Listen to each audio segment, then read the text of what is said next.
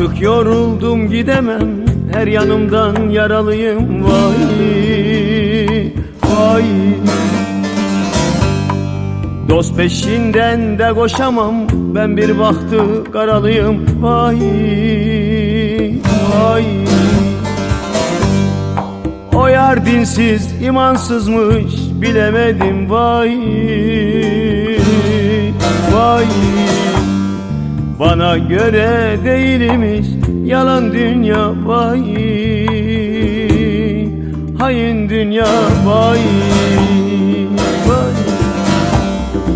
Yazık akıttım yaşa, emeklerim gitti boşa. Hep yem oldum kurda kuşa. Vay vay. Yalan dünya yalan imiş, kötülere kalan imiş. Bana göre değilmiş. Vay vay.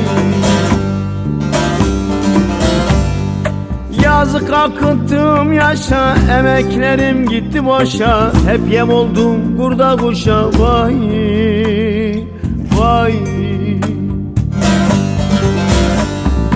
Yalan dünya yalan imiş, kötülere kalan imiş. Bana göre değilmiş. Vay vay.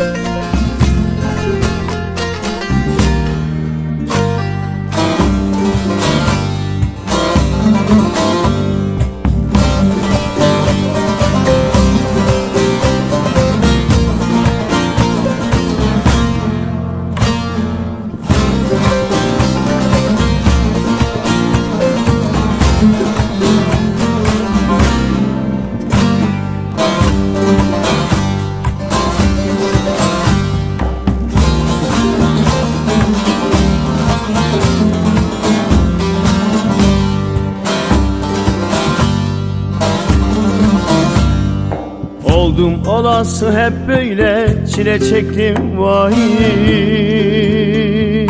vay. Kapalı kapılar ardında kaldım, kimsesizdim. Vay vay. Ana dedim, baba dedim, dedim de yandım. Oy oy. Bana göre değilmiş yalan dünya. Vay hain dünya.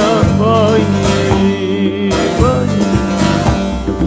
Çaresiz aptalım ömrüm, aha böyle geldi geçti. Gelen vurdu giden vurdu. Vay vay.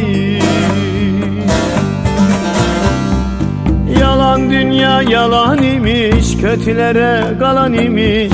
Bana göre değilmiş. Vay vay. Çaresiz aptalım ömrüm, aha böyle geldi geçti. Gelen vurdu giden vurdu. Vay vay.